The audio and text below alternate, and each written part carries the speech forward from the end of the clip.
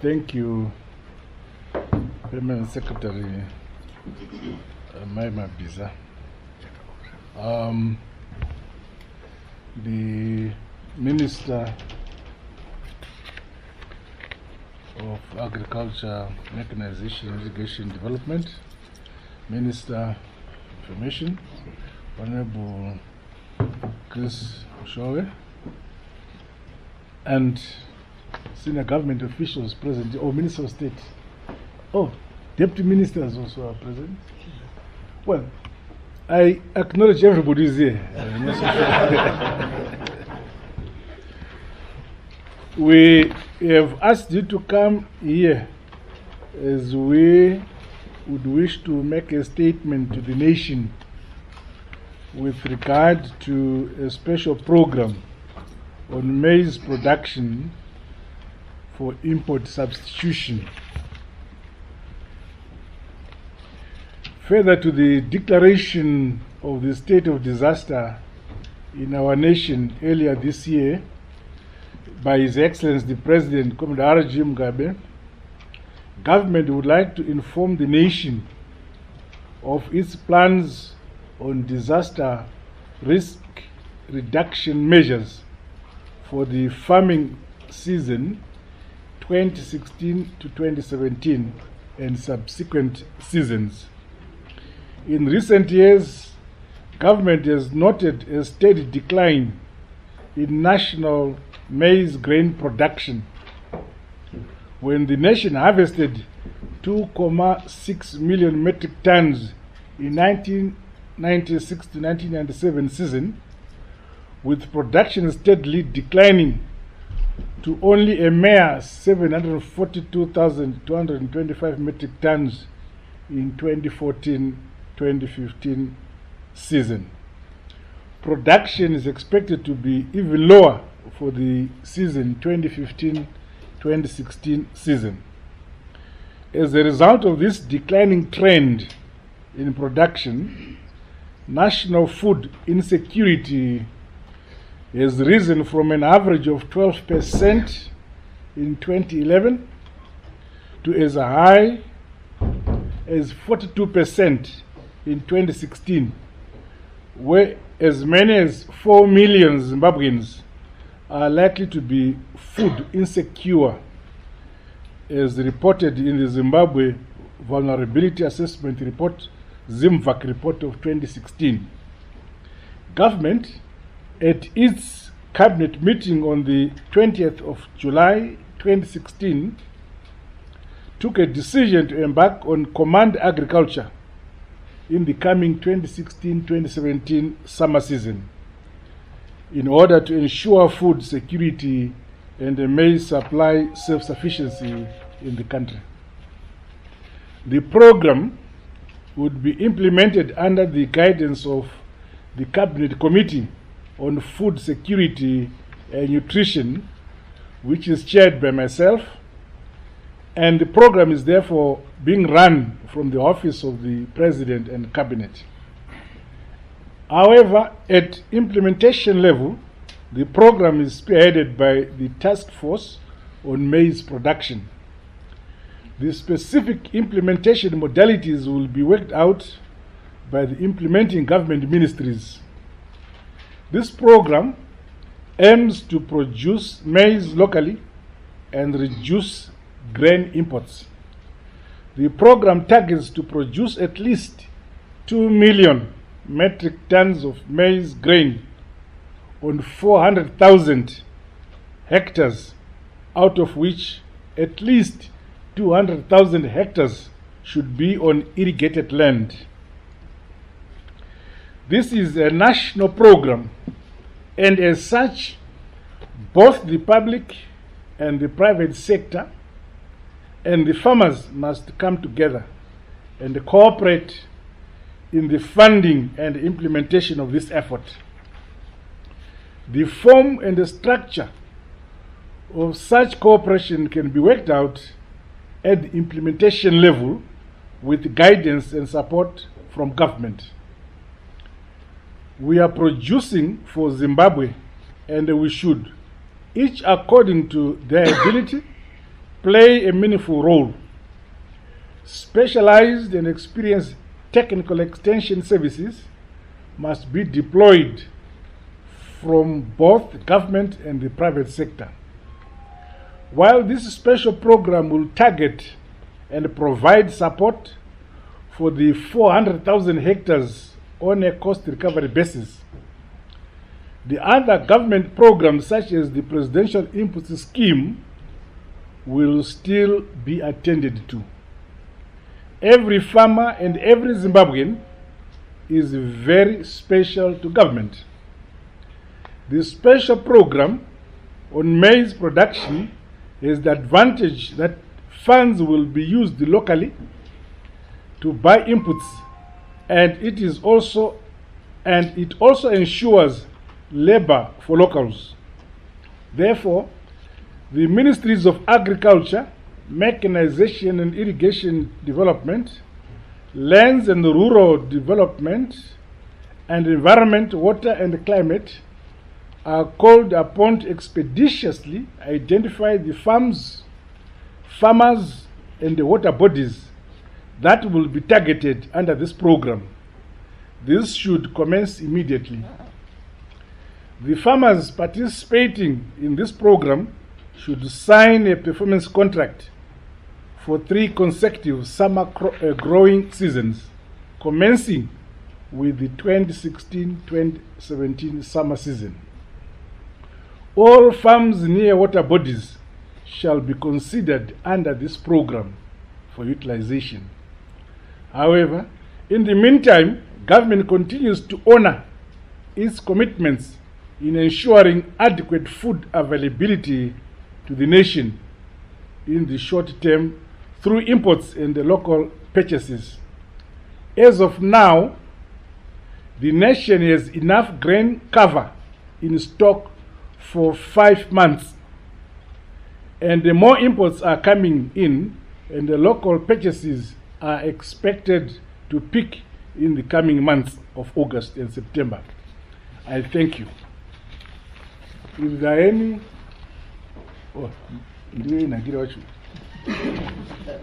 Thank you very much, Honorable Vice President, and I'm sure we have all had the briefing.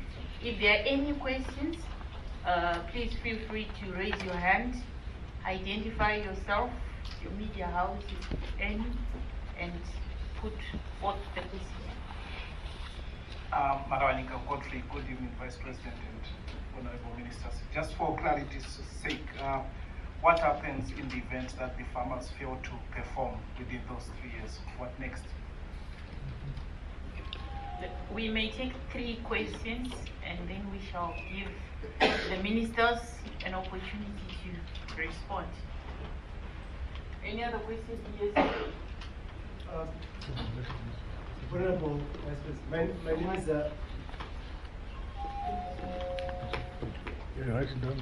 It's okay. okay. I'll use my short voice. My name is Blessed Mutlang. I'm with the Newsday. Vice President, what happens if the identified farmer is not interested in taking part in that program? Third question. Thank you very much. Yes, sir. Yeah, my name is Andrew Kunambura from the Financial Gazette. I just wanted to find out, one of the most demotivating factors in maize production has been the late and non-payment of farmers on time by the GMB. What are modalities to address that situation? Well, thank you. The 3 questions. I think the first question, I think you said, what happens if the farmer fails? That's what happens if the farmer fails? First, we are not planning for any failing. We are planning to succeed. And the basis of succeeding, that is, as I've said, there's 400,000 hectares of land. 200,000 would be land under irrigation, which means that one whether there is rain or there is no rain, there's drought, there's no drought, the 200,000 hectares will produce. In the event that we have good rains, also the 200,000, the balance of 200,000 will also produce. But in the event that we have not enough rain, we still have 50% of the program guaranteed to succeed. And whatever percentage of the drought will produce whatever is able through rainfall. We are giving the identified farmers equipment to empower them with tractors, planters, all the accessories required to do production of maize at a farm.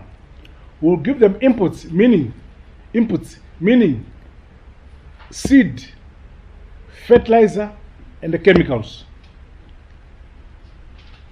They will be supplied with those inputs through the program. The requirement is that each hectare, if you are given all the requirements to plow and produce the grain, especially those who are near water bodies or with irrigation equipment. We also give irrigation equipment to those who are near water bodies. We already have over 100,000 functional irrigation land currently. So we know we can also master another 100,000 or so from water bodies that are not being used now. We'll give them equipment. Now, we expect that each hectare will give us 5 tons per hectare. But if you have irrigation, a poor farmer will produce 5 tons per hectare. A poor farmer. An average farmer will go up to 8 tons per hectare or above. But we only demand 5 tons per hectare to be delivered to JMB to cover the inputs and the machinery given to the farmer for the purpose until that loan is paid off at the rate of 5 tons per hectare. Anything in excess of 5 tons per hectare, the farmer can use as he feels. We are also addressing the question of the cost of water and the cost of electricity to be addressed. I've not stated it here clearly because the negotiations are underway in that area. So those farmers who have no irrigation facilities who are depending on rain,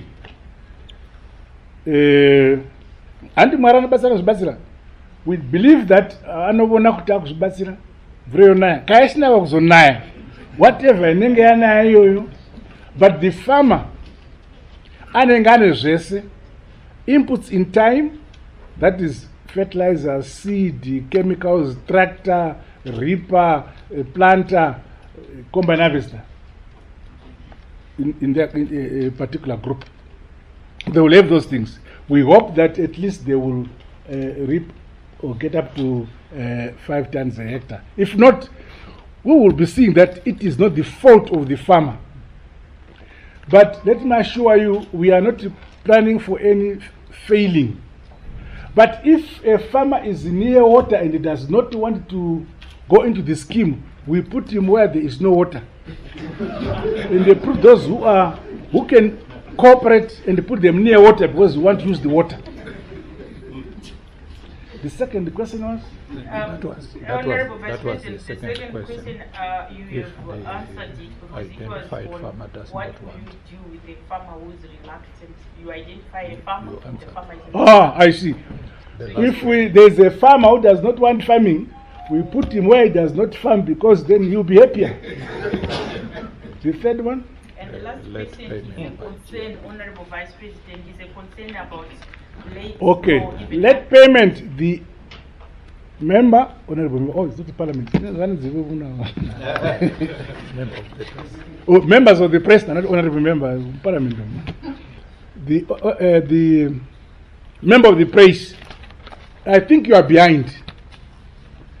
The press is usually up to date with events. I'm surprised that you're not aware that now all the payments from 2009 with arrears have been cleared. Currently, we are up to date. Every week there's disbursement on a weekly basis, and farmers are being paid. We have no arrears at all. Totally, no arrears. Thank you very much. Good evening, Honorable VP. My name is Farai Mwakutuya from ZFM. From information that I certainly have gathered speaking to different people, there's a high possibility that in the forthcoming season we'll experience a phenomenon called La Nina, which I understand is the opposite of El Nino. So there's going to be an overabundance of rainfall next season. It's anticipated. I don't know if your projections are also the same, if you indeed have the same information, and what provisions there are to cater for that eventuality should it happen.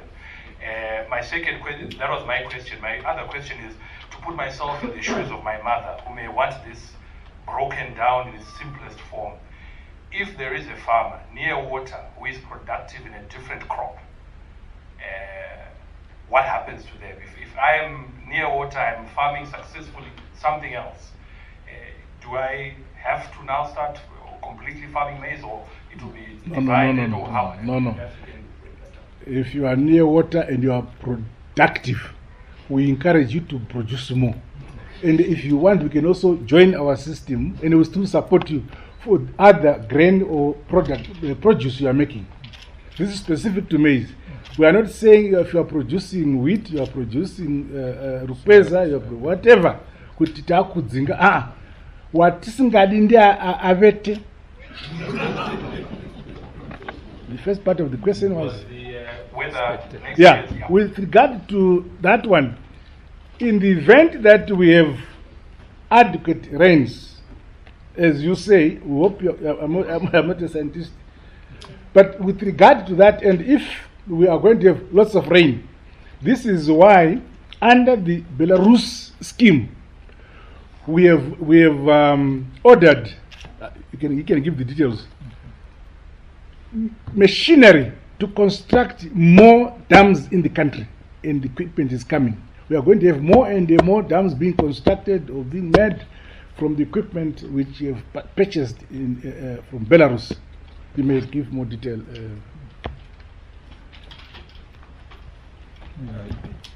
Just to add on to what the Honorable Vice President has said, in terms of machinery and equipment for construction of more water bodies, there are several support schemes that will be there.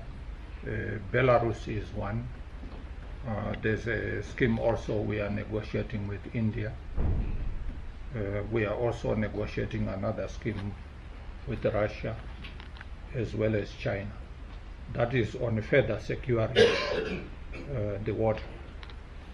Even though it's predicted that we are now entering the La Nina season, we must always still be cautious because we are moving from one bad situation to a better situation whose extremes we do not know. The La Nina could also result in even floods. So we must always be cautious on that aspect, particularly when you are recovering from the other extreme. But I think what should be added is that the support program to the 1.6 million households under the presidential scheme will continue. So that means the generality of the population in terms of the farmers will be supported, and that scheme has always supported the A1 farmers, the communal farmers, the old resettlement and the small scale farming areas. So the 400,000 hectares is relating to a very specific targeted program in order to achieve the target that we have set aside. But in terms of general machinery and equipment, you have seen the More Food Africa program, which is supporting the smallholder farmers. They are not getting that equipment for free.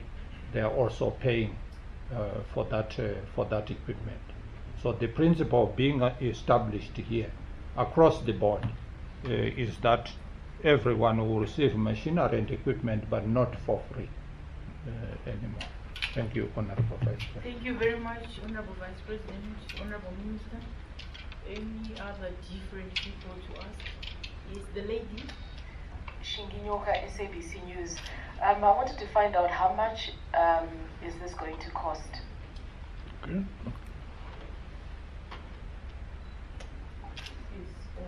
Yes, Honorable Vice President, we have noted that government comes with good intentions, but which are then scuttled by the cancer that we have, corruption. What are you going to do in terms of making sure that the equipment is given to the rightful people, and that it doesn't end up in the pockets of maybe some ministers who already have irrigation equipment already, so that we don't see the productive farmers that you have spoken about, who are already productive, being the only ones who are getting that equipment as well. Well, first, the program costs 344 million, and we are quite advanced in the securing letters of credit for that purpose. With regard to your problem, we are looking at more than 2,000 farmers or more who will come into this program, but as many as we can. Now, the ministers, I don't think they exceed 1,000. I think you can count them on your fingers as well as your toes. One of our ministers. If you are afraid of ministers being corrupt. Secondly, I don't think that all ministers are farmers. I'm one, but I'm not corrupt. And I'm very productive. Currently, I produce 10 tons per hectare. This season, we had bad weather. It went down to 7.8 tons per hectare. So I consider I failed this season. But my average is 10. We are hoping that every single farmer who comes into this program is a serious farmer. I've told you the ministries that are involved in identifying all these farmers. And as we're announcing it, we also want the farmers themselves to volunteer to come, to be supported. Look at it. We have some farmers who have land, but they have no means to till their land, the full arable land which is in their possession. So if we have an opportunity where you are given power, equipment, machinery, seed, fertilizer, chemicals, harvester to harvest, guaranteed that the production will be taken and the equipment will be paid for from what you have been given to. Yours is the land which is in your possession, but everything else you have been given. But it's not free. You have to pay. And we are saying only 5 tons will go towards, we are tying down 5 tons to go towards repayment of the equipment and machinery that have been given. Those who be found to be corrupt, you say you have 50 hectares or 100 hectares. So we give you fertilizer for the 100 hectares, seed for the 100 hectares, and then there's a supervisor who supervises extension people from the Ministry of Agriculture, who supervise those in the program. Zimbabweans are very innovative. They may find a window of stealing from that system which we are putting down. But we cannot be afraid to implement a good program because we fear somebody stole something last year. So we are going to implement this, And those who will be found wanting, the records are there, you must pay. There's nothing that is free. And if you are found to be corrupt, we have our courts to deal with you. In fact, your perception that corruption is in cabinet and not with you, it's misplaced. Any further questions? Just a minute. Thank you very much. You would want to add something? Yeah. Just on the cost, just to augment what Honorable Vice President has said, the 344 million relates to the direct operating inputs. In addition to that, 100 million will go directly to irrigation capital. Yes. And being specific to center pivots, these are preferred as much more effective in terms of the irrigation and also cost of labor. Then 60 million will go to irrigation operating costs because they are costs related to running the irrigation system. So all told, it's 344 million plus 100 million plus 60 million. That's 68. That's the total budget, operating inputs and capital outlay. Thank you. Thank you very much, Honorable Vice President. With your permission, could this be the last round of questions? Please, you are under your command. Thank you very much. For a few minutes. I'll take 3 more questions, if any. Yes, sir. Just to clarify, Vice President, who are we negotiating for the lines of credit? Because normally Zimbabwe negotiates or gets lines of credit from Africa Exim Bank. No, we cannot discuss that with the presidency. We are negotiating with so-and-so. We don't publish it with so-and-so.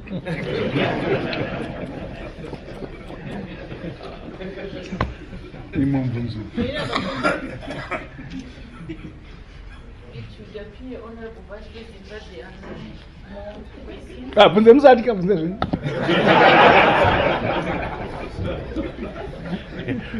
Bunza umwe kwete wa. Kwete wangu wa bunza ya.